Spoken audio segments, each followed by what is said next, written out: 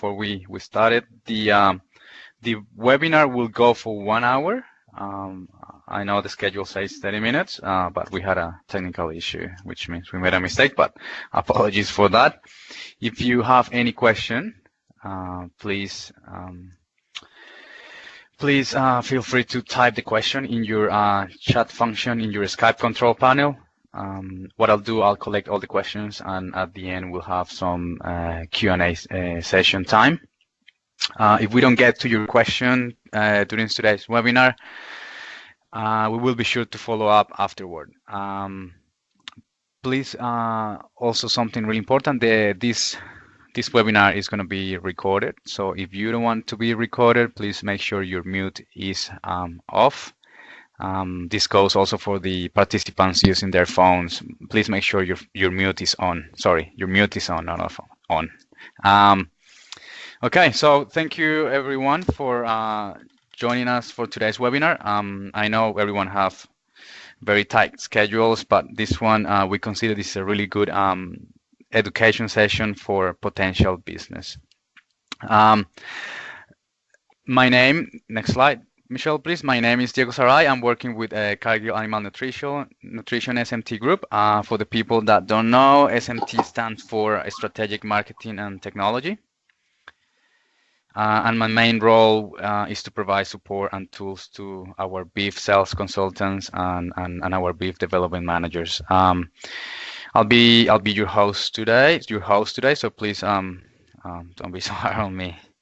Okay, so today we are really happy to introduce and announce our new product in the market, Altosid IGR, an insect growth regulator that will help your customers to reduce the impact of horn fly in their cattle productions. We as Cargill have an exclusive distribution arrangement with Central Life Sciences for the use of Altosid within our Right Now Emerald Mineral for an initial period of 3 years. This is very exciting. We think this product is great and it's going to be very beneficial for our beef industry in Canada. So without any further ado, I'd like to kick things off by welcoming Paul Kropp. Paul is the National Manager at Central Life Sciences. He has presented hundreds of webinars, so he will be better than me here. And today he's going to share how the Altosid IGR will help your customers to control those nasty horn flies. So, Paul, over to you. All right, thank you, Diego, and good morning to everybody. I think this is a great opportunity. We're super excited to be working with Cargill and getting this product Altosid to Canada. It's been used very extensively in the United States with great success. And so we're going to walk through this and kind of give you a little bit of fly education and then kind of explain how the product works. And if you have any questions, feel free, as Diego said, to type a message and put them in the comment section.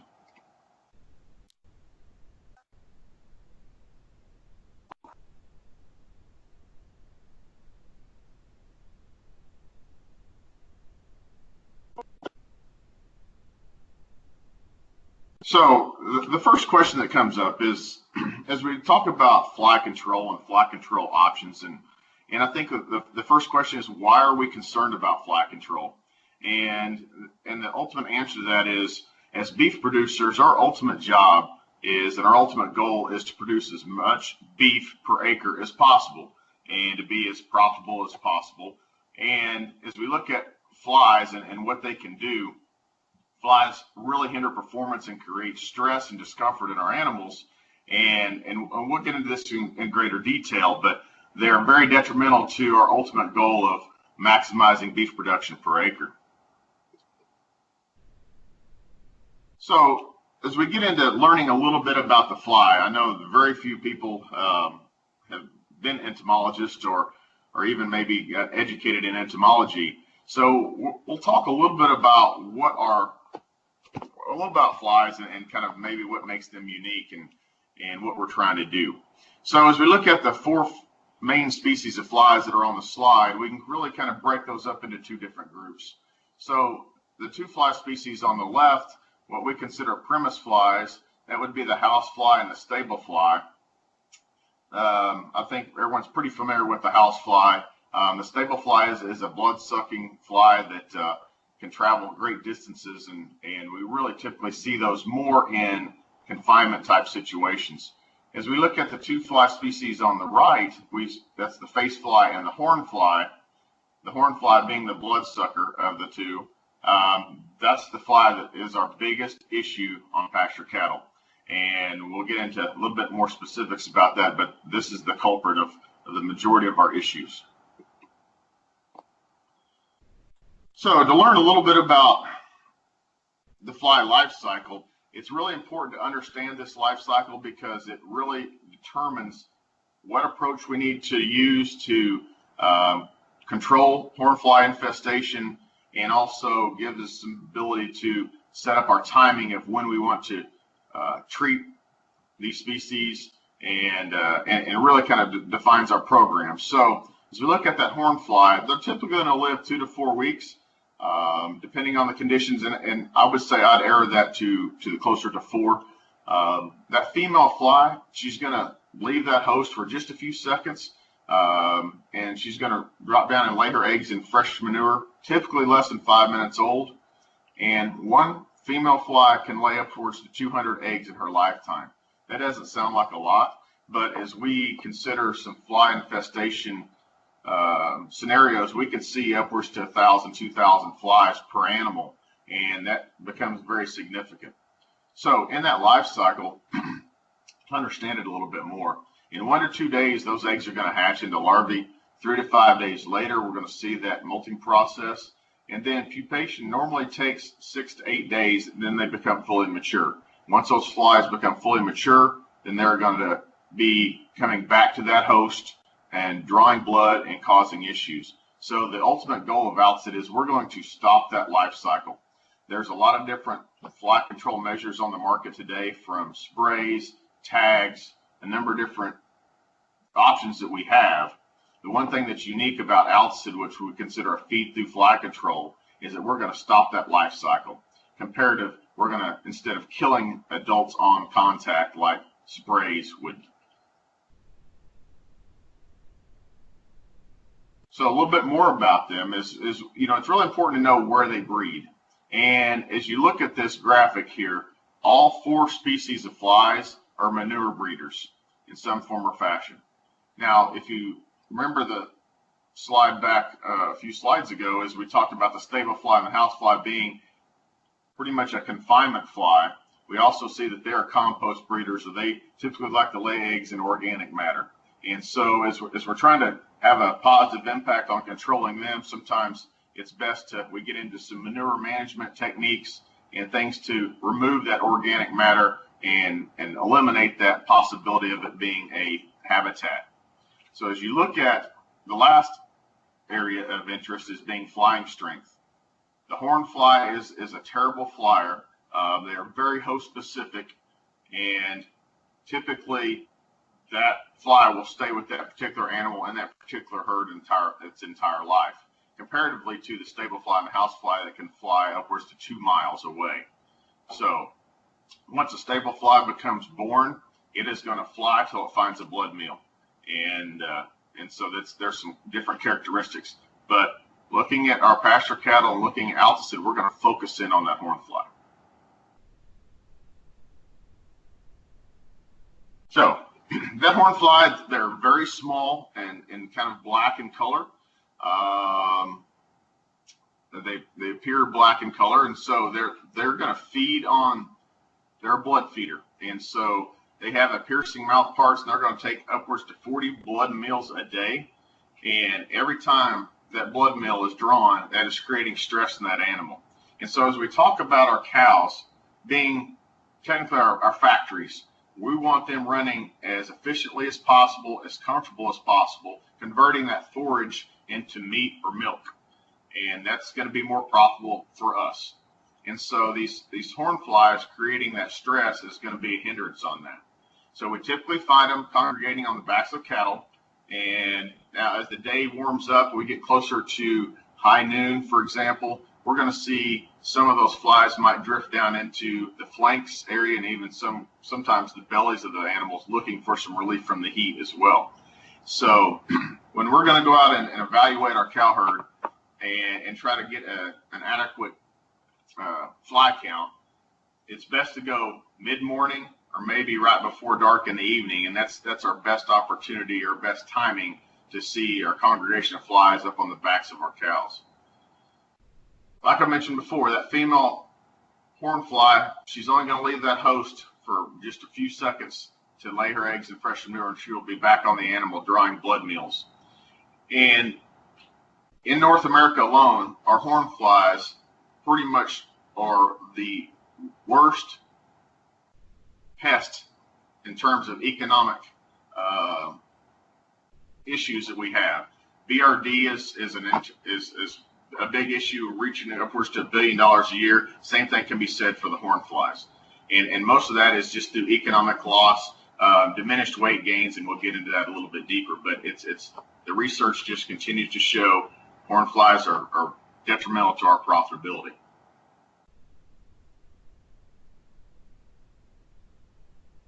So as we talk about this horn fly being very small, but they're very, very powerful, and like I said before, they're create a negative impact on our economic profitability. So as those cows are trying to find comfort, they're trying to get some relief, they're utilizing valuable energy trying to get comfortable. And so as we see sometimes, if we got a horn fly infestation, we'll see cows bunching up, they're rubbing up against each other, they're slinging their heads, they're slinging their tails, they're expending energy trying to get some relief. The one thing that they're not doing is outgrazing, which that's exactly what we want them to do. We want them comfortable, stress-free, out doing their job of converting that forage into meat or milk. And so when we have a large horn fly infestation, that is not taking place. So we can look at where some of this energy loss and some of this energy loss, what's it doing to our animals. We typically see lower body condition scores.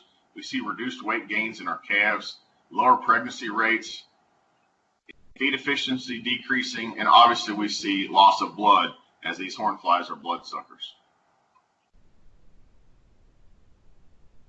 As I mentioned before, is the horn fly costs the beef industry over $1 billion a year, and it is North America's most pervasive and costly external parasite.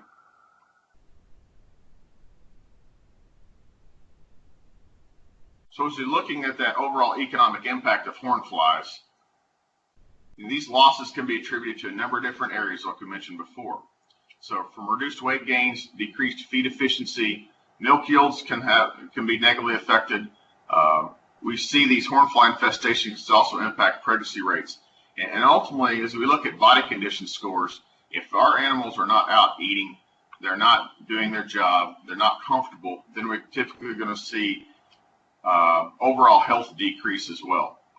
So this stress, it has a major impact on our cows. Now, one thing that we're learning more and more about, and where flies are having an impact, is spreading mastitis. So as we look at blind quarters, this is something that we're learning more and more about. As heifers develop, we see estrogen and progesterone levels increase. As this estrogen level increases, so does horn fly irritation. And, as the cattle are standing in heat, are especially vulnerable. As we look at these horn flies, they will attack the blood vessels in the skin of the teat. We see some irritation, and bacteria that causes mastitis can incubate as we look at where these scabs develop.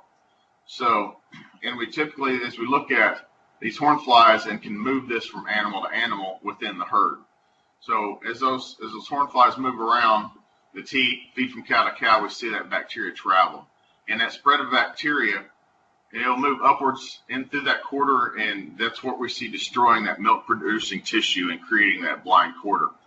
So as blind quarters increase, obviously we're going to have a reduction in milk production. And so there's a lot of data that's supporting this, and we're learning more and more every day. So it's a big impact. As we mentioned before, these horn flies are not very strong flyers. They are host specific. So as you look at this slide, we see that actually you can't tell the animal in the forefront. There's a fence line right behind her, and then there's two animals on the other side. And as you can see, we have very good fly control on our first animal, and then terrible fly control on the two in the background. And so, unless we see a lot of congregation on fence lines, for the most part, feel very comfortable that regardless of what my neighbor might do with their cows, whatever you do in your herd related to horn flies will be, you can take care of your own herd and not worry about it jumping from herd to herd. Okay, so that is one thing that's very unique about the horn fly. As we talked about that $1 billion cost in North America, let's break that down. What's really important is to the producer. And we feel like a good number to utilize is about $40 estimated production loss per cow. And where that $40 comes from a number of different areas, and it can be more than one. We can have decreased weaning weights, that lower body condition score that are going to have a negative impact on cycling and becoming pregnant. So we see mastitis, lower milk quality, all these different things can kind of contribute, and that's really coming from reduced grazing and increased stress, creating that $40 per head. So as we look at Altosid costing approximately 4 to 5 cents per head per day, comparative to a $40 annual loss, the return on investment is very much in our favor. So as we mentioned before, stress is a major issue with horn fly infestation. And as we look at, one thing to keep in mind, we'll never be fly free, but there is an economic threshold that we can, as long as we stay under 200 flies per animal, we'll typically not have a negative impact on production. It's when we get over that 200 fly threshold is when we start seeing negative effects. So if we look at this research here on the slide, this is looking at various different parameters, and I kind of want to show you where stress really becomes an issue. As we look at the number of horn flies per animal here, we have three different columns from 0 to 100 to 500. As you can see, that heart rate increases dramatically. We see water intake jump. Urine output also increases tremendously. So as you look at all these different scenarios, that is a result of stress. That is showing that as that horn fly population per animal increases, that stress also increases. And so as we're stressing that factory, I promise we're not getting the efficiency out of that cow that we would like to have and what genetically potentially might be. So it's creating economic loss. The one great thing about Altosid feed-through fly control is it is very user-friendly. And so it's going to be formulated into the mineral by Cargill. The Right Now Emerald product is a tremendous product, and Doug will talk about it in a little bit later in greater detail. But the best thing about this is you don't have to do anything that you don't already doing. We're putting mineral out, the fly control is going to be in there. And so as you look at this graphic, as long as we have it available to the animal and the animal's consuming our targeted 3 to 4 ounces per head per day, we're going to see fly control take place and maintain under that 200 fly threshold.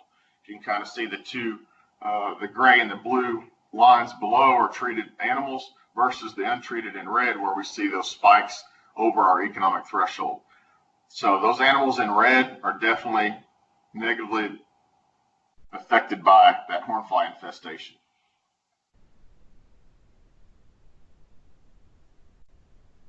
So obviously we know there are some other methods out there, and there's not to say that those don't work. It's just some provide more benefits versus others. So some questions will always come up about ear tags. And so I know in Canada you haven't had the feed through fly option available, and so it's new. And so this kind of want to put this up here that comparing Altosid to the ear tags, you know, the cost is relatively the same. In some ways, possibly the ear tag is a little bit more. But if you look at this graphic, it'll kind of show you again that 200 fly threshold is very important. So the Altosid cattle are in blue, and through the whole time of the study, we maintained underneath that threshold. As you can see, the ear tags in green, we had very high fly counts. Once that ear tag went in, obviously they did a very good job of control, but as you can see, about day 75, we started seeing issues. And as that chemical left that compound left that ear tag, then we started seeing fly populations increase dramatically. So that's typically what you'll see in those. So now that creates us have to bring our cattle up, put new ear tags in, we have to run them through the chute, we have to have labor, all these different types of things to try to maintain that same level of consistency that Altosid is doing for us out on pasture. So just to reiterate, it's very user friendly, and as long as we're following good mineral feeding practices, the product is going to be available. The ultimate goal here is we're trying to inoculate manure. By treating that manure, we're going to use that cow as a mechanism of transport to get the Altosid into the manure, where that fly is going to lay her eggs and create that contact. Once that contact is made, we're going to stop that life cycle. And so we'll get into that a little bit more detail in a few slides. So as we look at product comparisons, and that's as we're introducing something new to the marketplace, that's the first thing that's going to come up. Well, how does it compare to what I've already done in the past?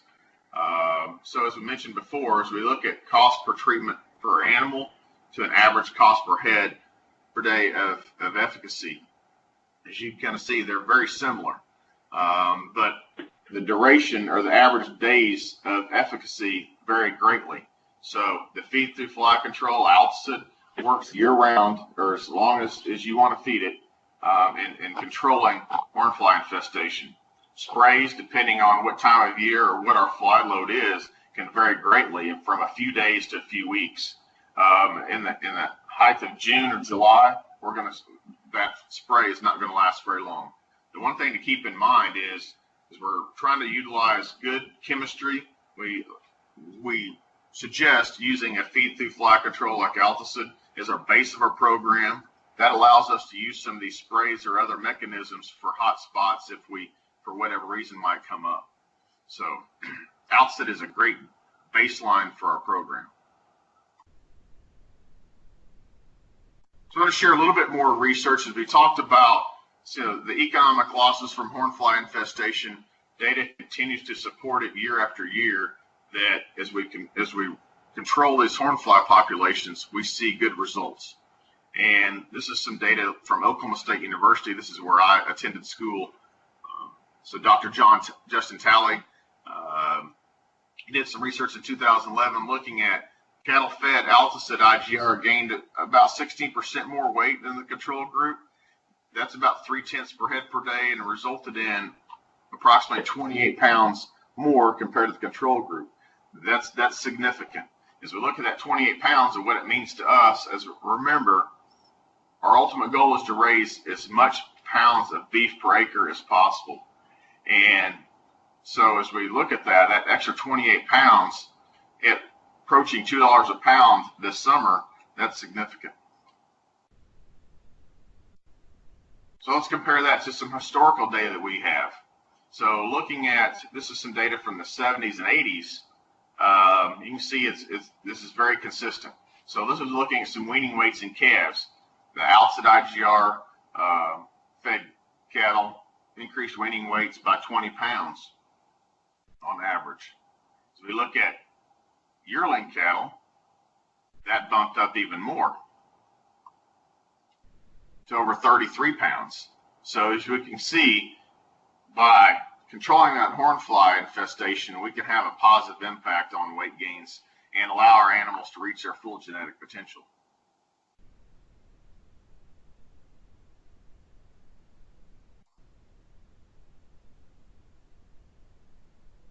So looking at some of those economics that we shared, as we mentioned, those hornflies can cause a 15 to 50 pound weight loss per head during that summer season. And the one thing about Canada is you have a short fly season, but it's very intense, and it can have a significant impact on productivity.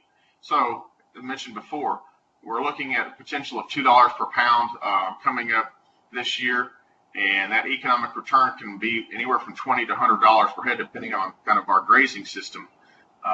So this is where feeding emerald with Altosid can be a tremendous benefit and have a positive impact on body condition scores and improved reproductive performance.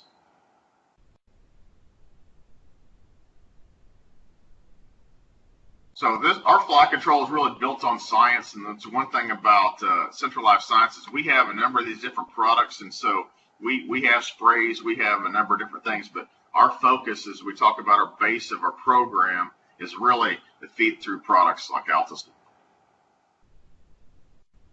So really how this product works, and it's trying to change your paradigm a little bit of what maybe you've been used to in the past. So as we look at a Altosid, which would be a spray.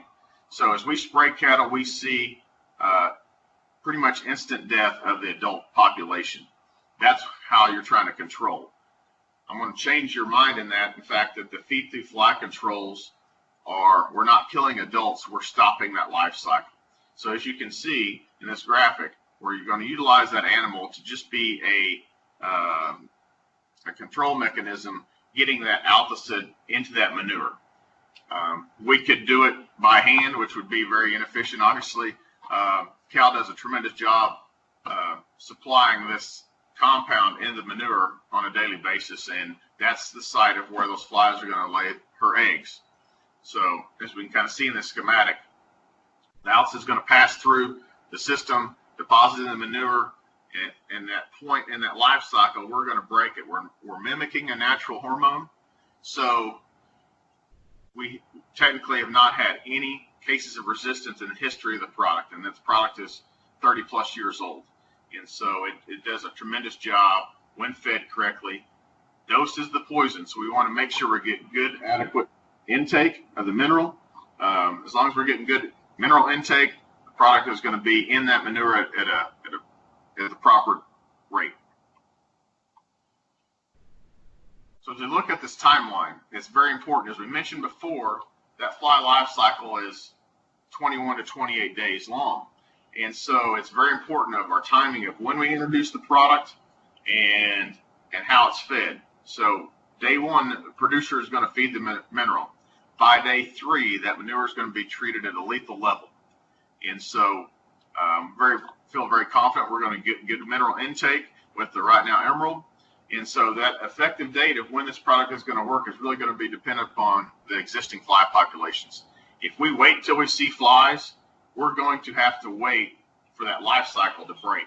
So typically that 21 to 28 days before we're going to see some relief. That's why it's very important for us to get product into the animal and inoculating manure as soon as possible.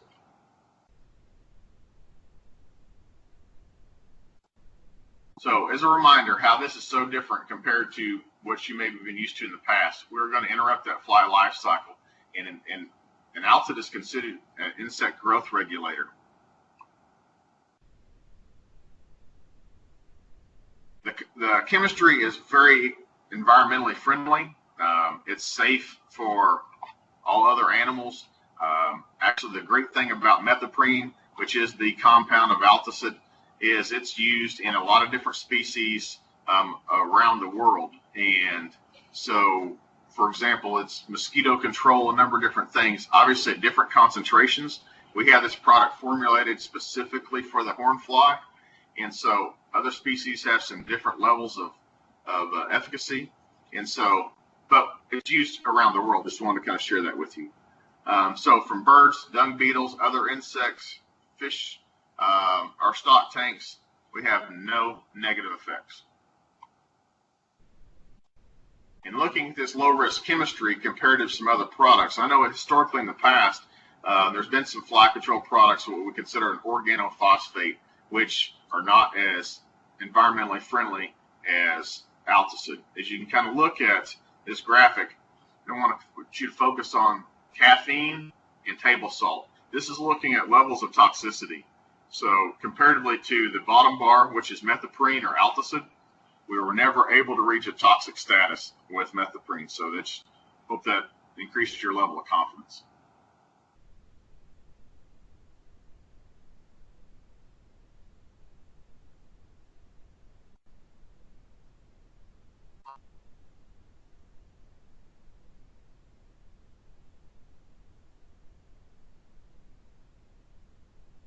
show. It just seemed like we have a lag that's not advancing slides.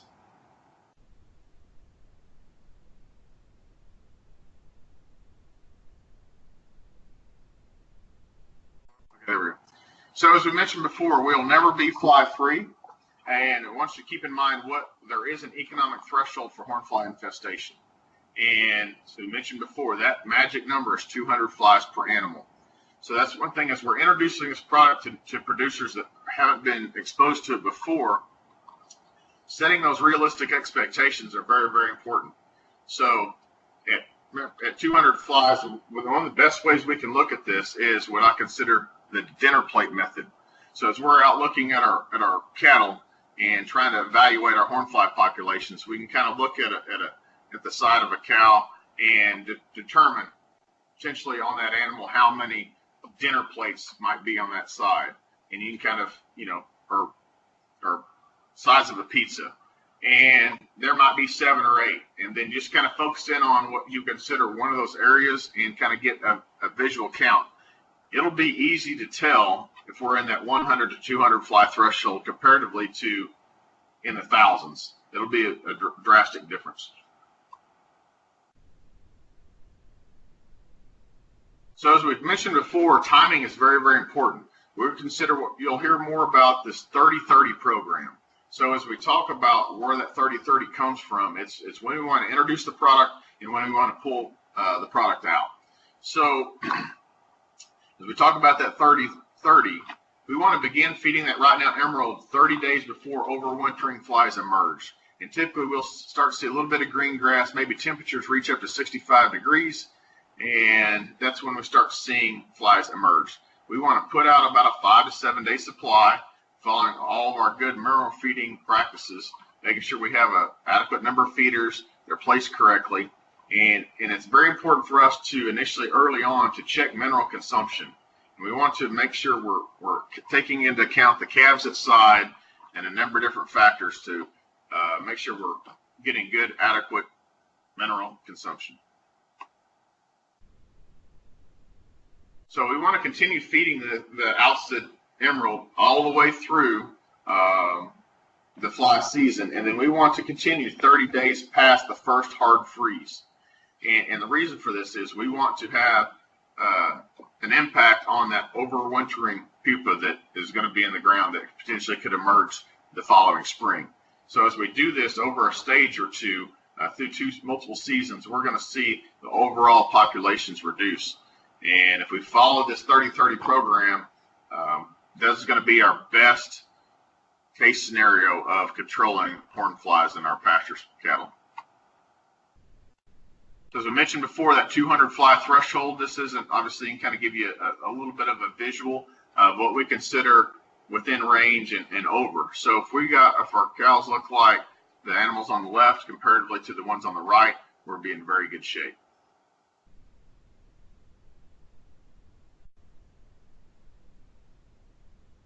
So that's all that I have about Altosid. If you got any questions, feel free to type them up or we'll address them a little bit later. But thank you very much. I think you'll have great success with this product and look forward to working with you in the future. Thank you very much, Paul. Really, it's amazing, to see that it has, a huge impact in weight gains for the cattle. But we're really confident that with Altosid we will be able to reduce that impact. Just as a reminder, please type your questions. If you have any question, just type it in the chat box, and we will be able to get to them at the end.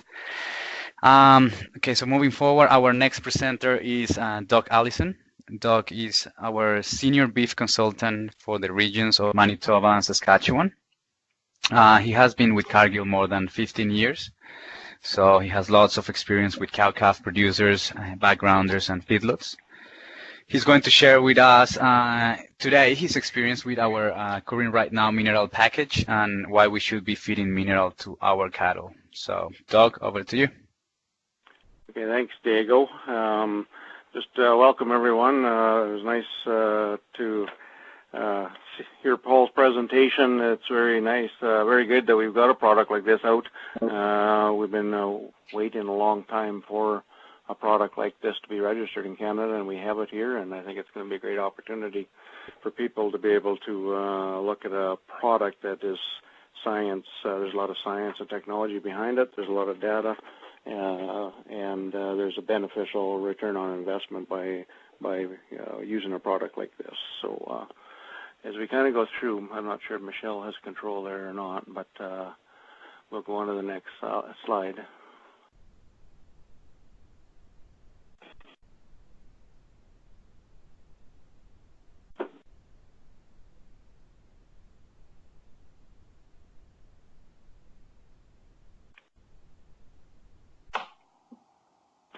Yeah, so as far as, they did a survey down in Montana State University, Dr. John Patterson, of 10 large ranches down there of where to spend money and where to save money. And these are a few of the results that we definitely agree with. 5 areas to save money is to be able to cut hay waste, feed more crop residue, weight and sort cows into supplement groups, and that means by your maybe younger cows or your 2-year-olds, 3-year-olds that are maybe lacking a little body condition score versus mature cows that don't need that extra nutrition to be able to get them into, to get them too conditioned up. Definitely body, condition scoring and sorting cattle, and then supplement wisely those groups that need the different type of nutrition. 5 areas to spend money. These ranches kind of said that mineral supplementation, health, and nutrition go together along with reproduction. Forage analysis and water analysis, identifying what you are feeding, what kind of stockpiled forages or crops that you're feeding for your confinement feeding or winter feeding, identifying what they are so you can balance a proper ration for them. And also testing water, because we know out here that definitely there's water issues that tie up some nutrient absorption through mineral programs. Pregnancy testing definitely is one of the most important. No cows get to go for a free ride. If our nutrition is where we need to be, all the animals have the same opportunity to stay pregnant and get pregnant. Everything that's open, maybe it's time to get them out of the system. And there's no use feeding an open animal for the winter. Utilizing implants and ionophores in programs where there's beneficial opportunity for increased gains and or efficiencies.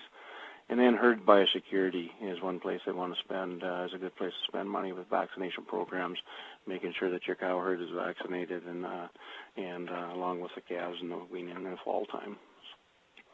So why is mineral important? As you can see kind of around the clock here that we have, mineral plays an important role in all aspects of the cycle, whether it's through fertility, appetite, through the nervous system, fetal development when the cow's developing that calf, disease resistant, hair coat, skin and hoof health, milk production, muscle development, and bone development. So as far as program that, a mineral program, cattle can be out grazing, the cattle can be on, stockpiled forages or hay in the wintertime, but the nutrient levels of those products they're consuming, there's still some gaps in there as far as balance in their nutritional needs, and that's why a mineral program is very important to any operation. Whether it's a macro mineral or a micro mineral, there's certain times of the year that there's gaps, and that's what the mineral program does, is it balances those programs. Cutting nutritional dollars without careful consideration to the implications on production can be financially devastating, and this is Dr. Ron Gill's quote from Texas A&M, and part of the message here is that yes, maybe things get a little tougher at times as far as cattle markets getting down, feed prices going up, but mineral supplementation is likely one of the first ones that somebody, if they're going to cut one out, that's the one that's easy to cut out, but that one is likely to get the most financial devastating returns as far as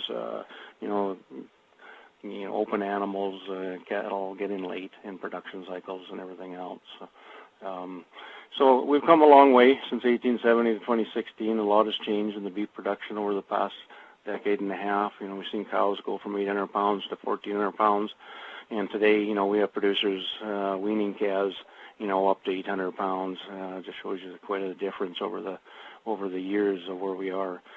Forages have not changed a lot. We're definitely improving them, but there are still gaps in the areas of forages, and there are fewer nitrogens in the forages when you have different varieties and seasons of forage when you harvest them. So what do your cows need to survive? Definitely water, forage, vitamin, minerals, and protein and energy. This is the main requirements for any animal. Water, likely the most important component of all, nutritional needs is a water source, and a good water source. It's the main component for all body tissues, means to transport the nutrients, helps regulate the body temperature, and we know if water is reduced, or feed intake will be reduced, and if poor water quality is poor, definitely the water intake is reduced also. What about forage? Well, it's number one asset. Profitability for every cow herd is affected by how efficiently forage is utilized. And this comes down to, the type of cattle that are out there and, what they're eating and the quality of forages and or availability of forages, is the main return to be able to produce pounds. Changes of forages over the, from season to season, moisture levels will change, the nutrient levels in these, soil conditions, fertilization, and type of forages. We know there's a difference in nutrient values as we go through the seasons. Okay, Michelle. So we know our cows, when you put them to grass, it's not at the end of the, it's maybe a little bit of end of work for us, but our cows are working all the time, 365 days a year. We know that every through that cycle, there's different stages of production, nutrient requirements through those stages. Pre-calving, 60 days requires increased nutrition. Postpartum, 82 days after calving, greatest nutritional needs. Those are definitely the most important to be able to build up immunity, keep body condition, get that cow ready to calve, quick tissue repair to be able to start cycling and get bred and get bred back quick, and then just through the grazing stages of the summer after she's bred. Productivity improvement. Over the years we've seen genetic types, with crossbreeding and breed types, health management, nutrition, forage, and these are the reasons why we're trying to maximize pounds of beef, and through that, we're trying to make sure that what they're eating is nutritionally good, so they're weaning bigger calves, or you're staying pregnant. These females, body condition score as well, and we're getting paid for it. So why the Right Now Mineral Program? This is a program Cargill's had for a number of years. It's very easy to understand. It's weatherized. It's regionally focused. It's an all-season program, and it's color-coded to be able to easily identify which program you should be feeding at what time of year. Right now, Emerald, that's the program that we use typically in the summertime. It's in our green, lush growing season, balanced to prevent deficiencies in green forage. This is our most economic mineral diversity, and it's very palatable. It's a program that numerous customers have been using for years, and that's what they like about it, is that, the cattle will eat it, and with the weatherization factor, they're not wasting any mineral that way. And right now, Emerald, this is the product we're going to have our Altosid program in. It's safe, environmentally sound method, hornfly control for beef cattle on pasture. IGR, insect growth regulator, controls hornflies by passing through the cow. We heard the presentation that Paul just gave on it, and I think with this product and this program, Emerald program, we're going to see great opportunity for an return on investment is the main thing of these programs. I think we're going to start seeing some economic opportunities at heavier wean calves. Body condition score better in cows, reproductive, performance better, shorter calving intervals. That's our goal, to be able to maximize the weaning weights and pounds of beef that we're weaning at the end of the fall. We know that, if there's other treatments out there, but a lot of them are not science-based, and we know that if there's hornfly infestation, that it can definitely quickly explode into 4,000 animals per year, or per animal, 4,000 flies per animal. One thing about the Right Now mineral program, we know that this is a very, very palatable, program that the cows will eat. We understand that, that you can have the best, you think you have the best mineral program in the world out there, but if the cows don't eat it, it doesn't matter what's on the tag. We know that this program is definitely one that the cattle will consume. And when we look at the economic opportunity, when we are going to be marketing our Altosid mineral winter emerald program, through the calves to the stocker cattle to the body condition scores, we're looking at return on investments anywhere from 6 to 10 to 1. So it's nice to be able to get a return like that on something you invest in the science behind it. So that's all I have for now, Diego. I'll let you take over the meeting here now. Thank you, Doug, and thank you, Paul. Really, really well presented. You guys are really good on this. Doug, very interesting to see that feeding mineral is the way to go. So what is next? In terms of marketing, we're spreading the word out there. So you're gonna see in newspapers, in magazine, our Right Now emerald marketing with Altosid. Something really important that the presentations of this product will be available in bags and totes. In terms of marketing material, brochures, posters, and sales sheets will be distributed to our dealers within the next couple of weeks. As mentioned at the beginning, these sessions, we're recording these sessions, so we're gonna try to choose the best one, and then we're gonna distribute it as well. And the main thing, we're here to help. So please speak to your local consultant about additional training for staff and producing meetings. And if we can help, we'll be there. Okay, so I think now we have some time for questions and answers. I've been receiving some questions during text messages. So Paul, I got a couple of questions for you. The first question I got is, does this product has any withdrawal period? No, Diego, this product has no withdrawal whatsoever, so you can feel very confident. Technically, it's, some people get it confused. It is not a drug. This is technically a pesticide, and so, but ultimately, there's no withdrawal. Okay. The next question is about dairy production. So can we feed to dairy heifers on pasture? Yes, most definitely. Like I said, the product can be fed, not a problem. There's no issues whatsoever. It's very, very user friendly. Okay. Now we got a question about horses. Can it be fed to horses? We do not have clearance for Altosid with horses in Canada or the United States. And so the answer to that is technically no. Okay. Calves eating the product, is that a problem? No, not at all. And we'll typically see that, especially when the calves get a little bit bigger. We start getting into that range, you'll see calves start consuming mineral, and with Altosid in there, obviously their manure is going to be treated as well. So ultimately, there's not a problem whatsoever in terms of a calf weights or minimum weights or anything like that. So no, that's good. Okay, I think this one is really good. The shelf life for this product is 6 months. So what happens if a producer end up with more after the season? Can he still use the product?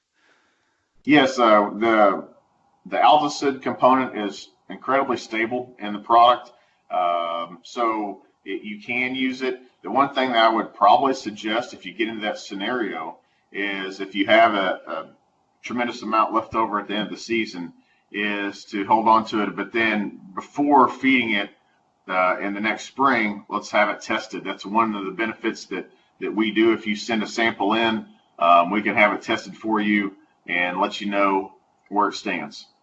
Okay, excellent. That's all the questions I got so far. Remember, if you think about another question, you can always send it to us, and we'll get to it. So to wrap up, thank you very much, everyone. We appreciate you being here. We are also currently working on our strategy for other products and projects. So stay tuned. Thanks again for joining us today, and we will see you next time. Thank you.